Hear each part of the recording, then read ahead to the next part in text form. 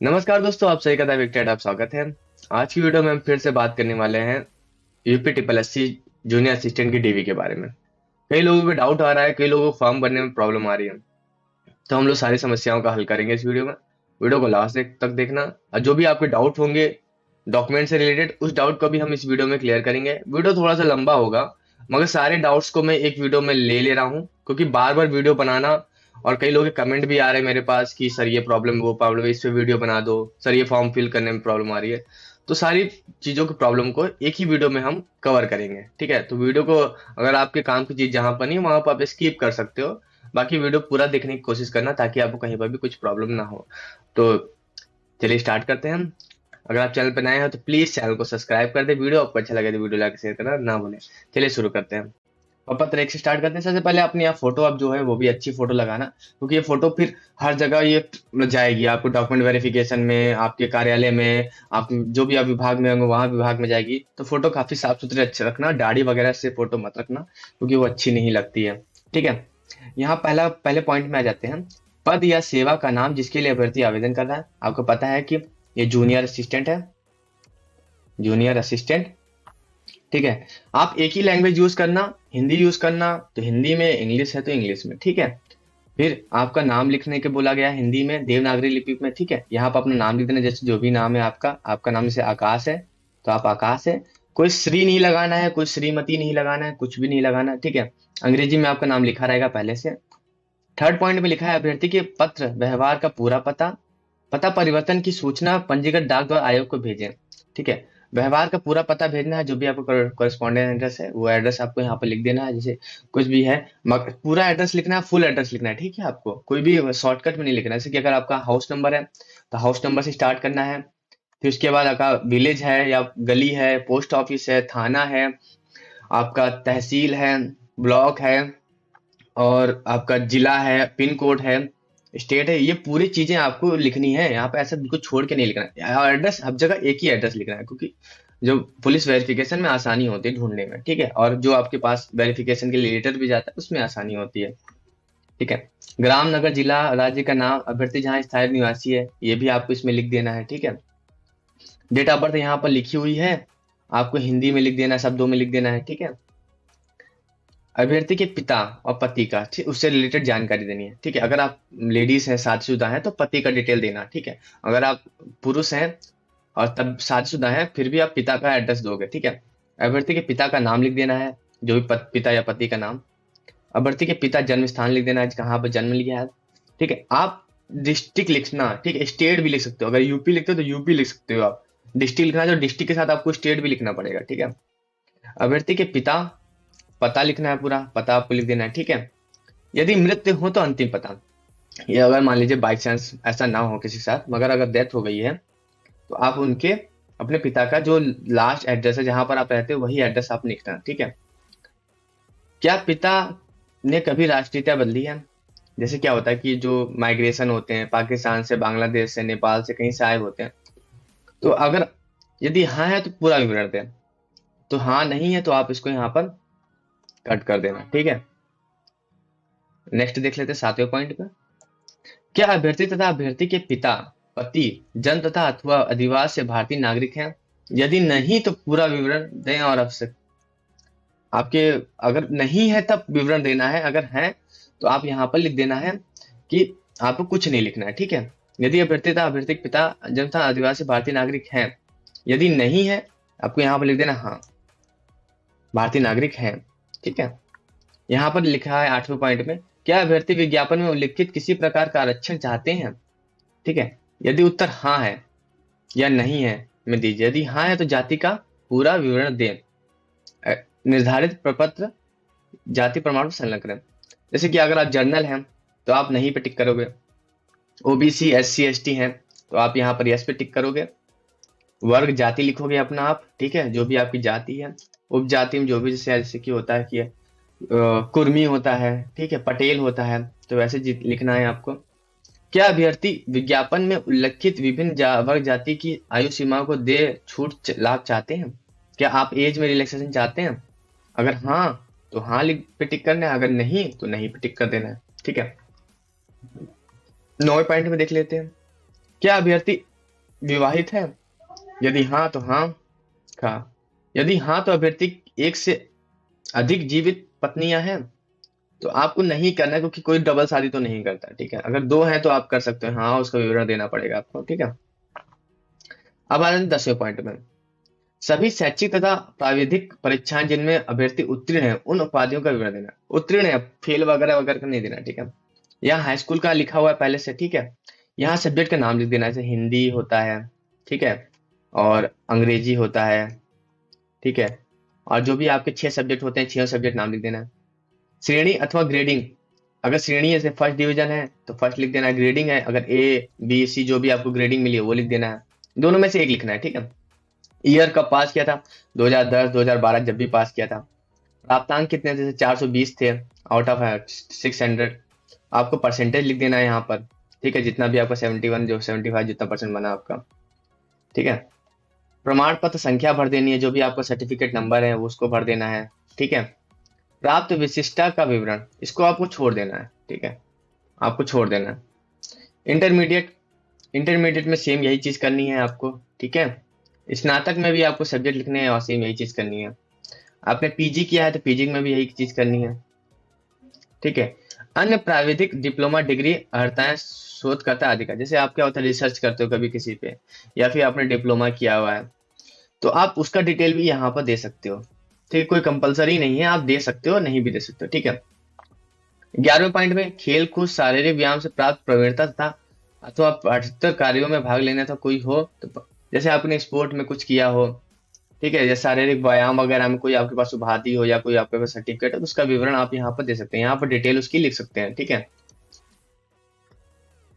12वें point में देख लेते हैं। अभ्यर्थी अपनी विगत वर्तमान नियुक्ति का विवरण, जैसे कि अगर आप पहले कहीं पर सर्विस कर रहे हो, ठीक है, तो पद का नाम वहां पर लिख देना, जो भी आपका पद है। जैसे आप वहां पर मान लो जूनियर असिस्टेंट ही था, जूनियर असिस्टेंट वहां पर लिख दिया। नियुक्ति का स्वरूप, नियुक्ति स्वरूप मतलब कि आप सीधी भर्ती में गए थे कि मृतक आश्रित में गए थे, ठीक है, ऐसे आपको लिखना है, ठीक है। तो यहाँ पर अगर आप सीधी भर्ती में गए तो यहाँ पर सीधी भर्ती लिख देना, ठीक है, सीधी भर्ती। वेतन लिखना है, वेतन जो भी आपका था 28,000 29,000 जो भी था। वेतन का क्रम, किस ग्रेड पे की थी, जैसे मान ली 2400 ग्रेड पे की थी तो यहाँ पर 2400 ग्रेड पे लिख देना है। सेवा योजक का पूरा नाम तथा विवरण, किस विभाग में थे वो विभाग का नाम लिखना है, ठीक है। सेवा योजक जो आपका एम्प्लॉयर है, ठीक है, जो आपने जिसने आपको नौकरी दी, तो उसका जैसे ये आपको मान लीजिए किसी विभाग में होते हैं, आप बिजली विभाग में होते हैं तो विद्युत विभाग लिख देना है, ठीक है, विद्युत विभाग, ठीक है। उसका एड्रेस लिख देना जहां पर भी एड्रेस है। प्रवेश की तिथि, ज्वाइनिंग डेट आपको लिखनी है यहाँ पर, ज्वाइनिंग डेट, ठीक है। नियुक्ति के स्थान लिखना जहां पर आपका हुआ, लखनऊ आगरा जहां पर भी हुआ, ठीक है। पूर्व पद, पद त्याग की दशा में पद छोड़ने की तिथि, यहाँ पर जो रिजाइन दिया रिजाइन की डेट लिखनी है यहाँ पर, ठीक है, यहाँ पर रिजाइन की डेट लिखनी है, रिजाइन डेट। अब नेक्स्ट देख लेते हैं 13वें नंबर पे। अभ्यर्थी विज्ञापित अनिवार्य तथा अधिमान अर्हताओं से संबंधित विवरण दें, ठीक है। विज्ञापित अनिवार्य मतलब जो आपका अनिवार्य था, हाई स्कूल, इंटर, ठीक है, ट्रिपल सी, इसका आपको ये तो अनिवार्य था ही, ठीक है। ग्रेजुएशन के आपके मार्क मिलने थे तो वो अनिवार्य नहीं था, ठीक है। तो आपको यहाँ पर क्या करना है, अनिवार्य पहले हाई स्कूल का लिख देना है, ठीक है। फिर इसके बाद आपको इंटर लिख देना है, यहाँ ट्रिपल सी का लिख देना है, यहाँ पर उसके सर्टिफिकेट नंबर लिख देने हैं सारे।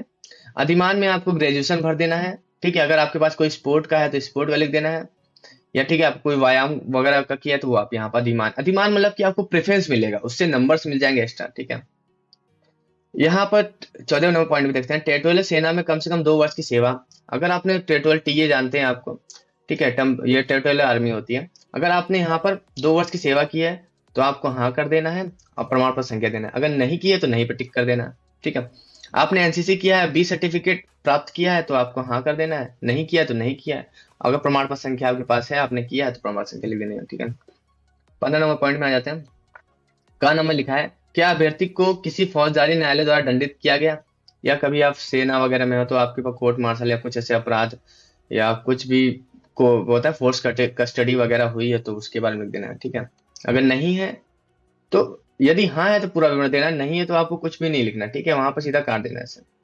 क्या अभ्यर्थी किसी राज्य की लोक सेवा आयोग तथा किसी अन्य चयन आयोग ठीक है, जैसे कि होता है कि एग्जाम में आपको रिस्टिकेट किया, नकल करते हुए पकड़ा गया, ठीक है, यदि हाँ हो तो पूरा विवरण दें, मतलब आपको यहाँ पर कट कर देना है। क्या अभ्यर्थी कभी राजकीय सेवा से पदच्युत किया गया है? जैसे सेवा से हटा देते हैं, टर्मिनेट कर देते हैं सर्विस में, ठीक है, तो उसके बारे में अगर हाँ है तो विवरण दें, नहीं है तो आप काट देना, ठीक है। 16 नंबर, यहाँ पे रिसिप्ट की बात हो रही है, ठीक है, जिसके पास नहीं है वो कोशिश करे डाउनलोड करेगा, नहीं है तो इसको खाली छोड़ देना है, ठीक है। अगर नहीं है तो खाली छोड़ देना, कोई बहुत बड़ी प्रॉब्लम नहीं है, ठीक है। यहाँ पर आपको नाम लिख देना है, जो भी आपका नाम है आकाश, ठीक है, वो नाम लिख देना है। यहाँ डेट लिख देनी है, जो भी 8 फरवरी से, तो 8 फरवरी से लिख देना, जिसका भी जिस डेट पे है वो लिख देना। स्थान अपना, अपना जो भी आपके यहाँ का स्थान है वो लिख देना, जैसे मान लीजिए लखनऊ है तो लखनऊ लिख देना है, ठीक है। अभ्यर्थी का हस्ताक्षर यहाँ पर कर देना, जो भी आपका हस्ताक्षर है। पूरा नाम लिखना है, जो भी आपका है, आकाश है, आकाश कुमार है, जो भी आपका सर्टिफिकेट में नाम वो लिखना, और पूरा एड्रेस लिखना है, ठीक है। यहाँ लिखा हुआ है, जो लागू ना हो उसे काट दिया जाए, ठीक है, जो लागू ना हो उसे काट दिया जाए, ठीक है। अब नेक्स्ट पे आ जाते हैं, प्रपत्र 2 पे। प्रपत्र 2 में हम देख लेते हैं, ठीक है, ये आपका प्रमाणीकरण प्रमाण पत्र है कि मैं प्रमाण प्रस्तुत कर रहा हूँ कि जो सारे डॉक्यूमेंट वो सही है, ठीक है। पॉइंट नंबर 1 पे देख लेते हैं, अभ्यर्थी का पूरा नाम हाई स्कूल प्रमाण पत्र के अनुसार, ठीक है, हाई स्कूल में जैसा नाम है, जैसे चलता है वैसा नाम लिखना है, ठीक है। उपनामों के साथ यदि कोई उपनाम भी है तो वो भी आप ब्रैकेट में लिख सकते हो, ठीक है। यहाँ पर अपना नाम लिख देना हिंदी में। पिता का पूरा नाम उपनामों के साथ, जैसे पिता का नाम होता है, कभी कभी गाँव में बड़कू बोलते हैं, पप्पू बोलते हैं, तो वो नाम भी ब्रैकेट में लिख देना है, ठीक है, उपमान करके। माता का पूरा नाम उपनाम, जैसे कभी कभी गांव में माता को कुछ भी बोलते हैं तो वो आपको नाम लिख देना है। ये पुलिस वेरिफिकेशन से रिलेटेड है, ठीक है। ये पुलिस, जब मेरा भी हुआ था तो ये डॉक्यूमेंट मेरे पास, मैंने देखा था पुलिस वालों के पास थे, उसमें मैंने चेक किया तो सारी चीजें इसमें थी, ठीक है। चौथा, निम्नलिखित में राष्ट्रीयता, पिता की, माता की, अगर पति है तो पति की, पत्नी है तो नहीं, ठीक है, जिसके भी हो वो लिख देना है, ठीक है। निम्नलिखित जन्म स्थान लिख देना है सबका। पांचवें में स्थायी निवास का पूरा पता, आपको पता है, पता आपने लिख रखा है, अगर है पूरा पता लिख देना है आपको, ठीक है। यहाँ पाकिस्तान वाले में यदि उस देश का नाम, देश से पता है, भारत में प्रवचन किए हैं तो यहाँ तारीख दीजिए, नहीं है तो आप इसको ऐसे काट देना है ऐसे, ठीक है। पत्र व्यवहार का पूरा पता, ठीक है, जो भी आपका कॉरेस्पॉन्डेंस एड्रेस है वो लिख देना है, या जो परमानेंट एड्रेस है वही लिख देना है, ठीक है। आयु तथा जन्म की तारीख अंकों में तो लिखी हुई है, आपको यहाँ शब्दों में लिख देनी है, ठीक है, शब्दों में लिख देनी है। 8वें नंबर पॉइंट पे आ जाते हैं, शैक्षिक योग्यता, जिसमें उम्मीदवार को 15 वर्ष की आयु से शिक्षा प्राप्त करने का स्थान। देखिए यहाँ पर लोगों को कंफ्यूजन हो रहा है, ठीक है। 15 वर्ष की, मान लीजिए आपने हाई स्कूल से स्टार्ट किया, आप हाई स्कूल से ही देना, ठीक है। स्कूल कॉलेज का नाम जो भी है आपका, एसपी इंटर कॉलेज जो भी है, ठीक है, वो लिखना। प्रवेश की दिनांक, दिनांक में जरूरी नहीं है कि आप डेट भी, मतलब डेट, मतलब वो जो होता है ना, क्या बोलते हैं, जैसे 24 जनवरी ऐसे, अगर नहीं है तो आप जनवरी 2016 भी लिख सकते हो, जनवरी 2010 भी लिख सकते हो, ठीक है। छोड़ने का दिनांक, आपके पास टीसी होगी या कुछ सर्टिफिकेट होगा, वो डेट लिख देना आप यहाँ पर, ठीक है। परीक्षा जो पास की, जैसे हाई स्कूल है तो हाई स्कूल लिख देना है, ठीक है, हाई स्कूल लिख देना है। यहाँ पर इंटरमीडिएट लिख देना है, ठीक है। और शैक्षिक योग्यताएं बोला है, ठीक है, शैक्षिक योग्यता मतलब एजुकेशनल, फिर अगर यहाँ पर ग्रेजुएशन, ग्रेजुएशन लिख देना, 3 बस लिखना आपको, ठीक है, inter, high school, inter, graduation, ठीक है। ये आपको क्या होता है, ये वेरिफिकेशन से रिलेटेड सारा चीजें हैं, ठीक है। 9वें देख लेते हैं, क्या कार्यालय या फर्म के यदि कोई पूर्ण विवरण बता दें, यदि उन्होंने पहले काम किया तो वहां इस समय काम कर रहा है, ठीक है? कहीं पर आप सर्विस कर रहे हैं तो वहां का पूरा बोला गया, इससे पहले आपने भरा था फॉर्म नंबर 1 में। पद का नाम, जैसे जूनियर असिस्टेंट है, जूनियर असिस्टेंट लिख देना। जिस पद पे आप काम कर रहे थे, जरूरी नहीं है कि आप जूनियर असिस्टेंट, हो सकता है आप कुछ और थे, प्यून थे, ठीक है, चपरासी थे, या फिर आप रेलवे में थे या किसी और में थे, तो वहां पर लिख देना, ठीक है। क्या कार्य करते थे, रेलवे लोको पायलट थे, टेक्नीशियन थे, जो भी थे। अवधि लिख देनी है, कब से आप ज्वाइनिंग किए थे और कब आपने रिजाइन किया, उसका पूरा पता लिख देने से कि आप रेलवे में थे तो रेलवे लिख देना है, रेलवे बोर्ड जहां पर भी थे आप, ठीक है, पूरा पता लिख देना है। पिछली नौकरी छोड़ने का कारण, अब छोड़ने का कारण आप लिख देना घरेलू समस्या। घरेलू समस्या सबसे आसान चीज है, ठीक है, घरेलू समस्या कहीं पर भी शो कर सकते हो, ठीक है। 10वां पॉइंट है कि आपके पास कोई अपराध वगैरह है, अपराध वगैरह किया है तो उसकी डिटेल देनी है, नहीं है तो ऐसा काट देना। खार में भी यही चीज है, कोई न्यायालय के विरुद्ध आपके साथ चल रहा है तो उसको, अगर नहीं है तो आपको इसे काट देना है, ठीक है। यहाँ पर घोषणा कर देता है, कर देना है, ठीक है। यहाँ दिनांक वगैरह लिख देना है, जो भी आपकी डेट है, स्थान लिख देना है, अभ्यर्थी का नाम पूरा पता, ये नेक्स्ट पे आ जाते हैं। जो भी डाउट हो आप कमेंट बॉक्स में फिर से बोल देना, मैं फिर से बता दूंगा आपको, ठीक है। आपको नाम फिर से लिखना है हिंदी में, देवनागरिक में। पिता पति का नाम, पूरा नाम लिखना है। विवाहित हो तो अपने पति का नाम लिखना है, ठीक है। यहाँ पर डेट ऑफ बर्थ लिखी है, शब्दों में लिख देनी है। स्थायी पता लिख देना है, व्यवहार का पता लिख देना है, ठीक है। सेवा पद आपका नाम जिसके लिए आवेदन करें जूनियर असिस्टेंट है, जूनियर असिस्टेंट लिख देना है। ठीक है, ठीक है। क्या आप अनुसूचित जाति वगैरह कुछ हैं तो आपको यहाँ पर जाति लिख देनी है, उपजाति लिख देनी है। शैक्षिक प्राविधिक योग्यता है, आपको अपना शैक्षिक योग्यता लिख देना, हाई स्कूल लिख देना है, इंटरमीडिएट लिख देना है। ठीक है, ग्रेजुएशन लिख देना है, ट्रिपल सी लिख देना है। ठीक है, और यही सब चीजें लिख देना। पीजी किया तो पीजी लिख देना है। परीक्षाएं जिनमें उत्तीर्ण हो, पहले हाई स्कूल लिख देना है। ठीक है, फिर इंटरमीडिएट लिख देना है, जो सब्जेक्ट है वो सब्जेक्ट लिख देना है यहाँ पर। ठीक है, उत्तीर्ण परीक्षा का अनुक्रमांक जो रोल नंबर है आपको रोल नंबर लिख देना है। वर्ष लिख देना 2010 2022 जो भी है। श्रेणी आपने फर्स्ट डिवीजन पास किया, सेकंड डिवीजन पास किया, ग्रेड में तो ग्रेड लिख देना है। ठीक है, इससे कोई प्रॉब्लम नहीं होने वाली। ठीक है, इस फॉर्म से कोई प्रॉब्लम नहीं होने वाली आपको। ठीक है, ये फॉर्म बस वहां रखा रहेगा, उससे कोई समझ, आपके नाम गांव ये सब सही होना चाहिए, बस पुलिस वेरिफिकेशन रिलेटेड है। विगत में वर्तमान नियुक्तियों का विवरण जब आप ज्वाइनिंग कर लोगे ना, उसके बाद फिर से आपसे भरवाया जाएगा, फिर से आपकी सर्विस बुक भरवाई जाएगी, फिर से आप चेंजेस कर सकते हो। ठीक है, ऐसा नहीं है कि ये भर दिया तो आपकी जिंदगी भर ये सर्विस बुक होगी, सर्विस बुक भरी जाएगी तो आप उसमें चेंजेस कर सकते हो। ठीक है, विगत वर्तमान नियुक्तियों का विवरण। ठीक है, जैसे कि आपने जॉब कहीं की है तो तिथि लिख देनी है, जॉब कब से कब कर रहे हो। ठीक है, ज्वाइनिंग डेट, रिजाइन डेट, पद का नाम। ठीक है, उसका नाम था, नियुक्ति का स्वरूप, नियुक्ति में से भर्ती सीधी भर्ती थी तो सीधी भर्ती लिख देना है। ठीक है, या फिर आश्रित में भर्ती हुई, मृतक आश्रित में भर्ती हुई, किसी तरह से स्पोर्ट से भर्ती हुई है तो वैसे लिख देना है। ठीक है, वेतन का क्रम लिख देना, जो भी जैसे 2400 ग्रेड पे थी 2400 ग्रेड पे लिख देना है। ठीक है, वेतन लिख देना जो भी आपको मिलता हो, 26,000 27,000 28,000 जो भी मिलता हो। ठीक है, इतना ही था। अब नेक्स्ट देख लेते हैं। नेक्स्ट हमारा लास्ट है प्रपत्र 4। ठीक है, प्रपत्र 4 इसमें लोगों को समस्या आ रही है। ठीक है, लिखा है विभिन्न परीक्षाएं हाई स्कूल परीक्षा से लेकर, यहाँ पर आपका नाम लिखा हुआ है, द्वारा प्राप्तांकों के विवरण। ठीक है, क्या आपने नंबर पाया है। ठीक है, सबसे हाई स्कूल सबसे पहले दिया गया है, इंटर दिया गया है, स्नातक दिया गया है और पीजी दिया गया है। ठीक है, ये चार का ही भरना है, और या इसके अलावा आपने कोई और परीक्षा की है तो वो लिख देना है। ठीक है, बीए बीएससी बीकॉम जो भी आपने किया है। ठीक है, बीटेक किया जो भी किया है। ठीक है, या हिंदी अगर है सब्जेक्ट तो हिंदी आपको यहाँ पर प्राप्तांक लिखना है, इंग्लिश लिखना है। ठीक है, उसके बाद आप तो इतना भर लोगे। ठीक है, चौथा पांचवा छठवां तक भरती है। उसके बाद आपको देखो, आपको बहुत सारे कॉलम दिए गए हैं। अगर आपका फिर भी सब्जेक्ट नहीं आ रहा ना, तो आप इसको स्प्लिट कर सकते हो, ऐसे 20 से स्प्लिट करके स्प्लिट कर देना। ठीक है, स्प्लिट कर देना, कोई प्रॉब्लम नहीं है इसमें। ठीक है, ब्लैक पेन से आप स्प्लिट कर देना। जो भी आपका सब्जेक्ट है, सब्जेक्ट अगर आप यहाँ गणित में है, स्नातक में गणित नहीं है तो आप छोड़ देना। ठीक है, यहाँ पर आपका जो भी आपका सब्जेक्ट है, सोशोलॉजी है तो सोशोलॉजी यहाँ तो लिखोगे नहीं, यहाँ पर डैश डैश कर देना ऐसे, और यहाँ स्नातक में लिख देना, पीजी किया तो पीजी में लिख देना, अगर बीसीए किया तो बीसीए का, जो भी आपके सब्जेक्ट है आप यहाँ तक लिख सकते हो पूरा। इसमें इसमें आपको प्रॉब्लम पता नहीं कैसे आ रही है, मुझे नहीं लगता यार इसमें प्रॉब्लम आनी चाहिए। आपको अपने यहाँ पर सब्जेक्ट का नाम लिखना है और उसके नंबर्स लिख देने हैं बस, जिसके सामने आ रहा है, जिस भी कॉलम के सामने आ रहा है।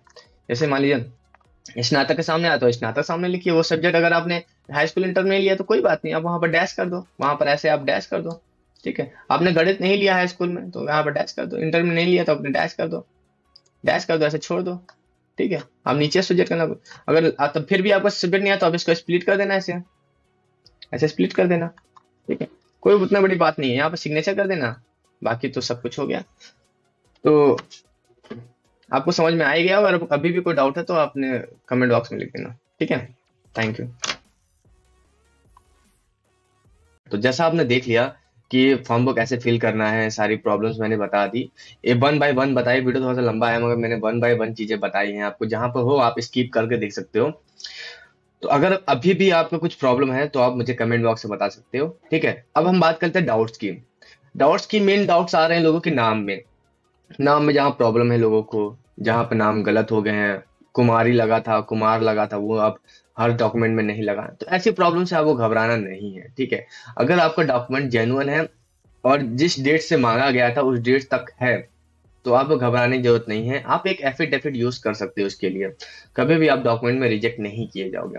अब बात आ रही है मेन, उसमें एक और पॉइंट आ रहा है कि ट्रिपल सी वाले में, कि ट्रिपल सी का रिजल्ट पहले आ गया था और डाउनलोड बाद में हुआ है। डाउनलोड में डेट कुछ और दिखा रही है जब सर्टिफिकेट डाउनलोड कर रहे हैं।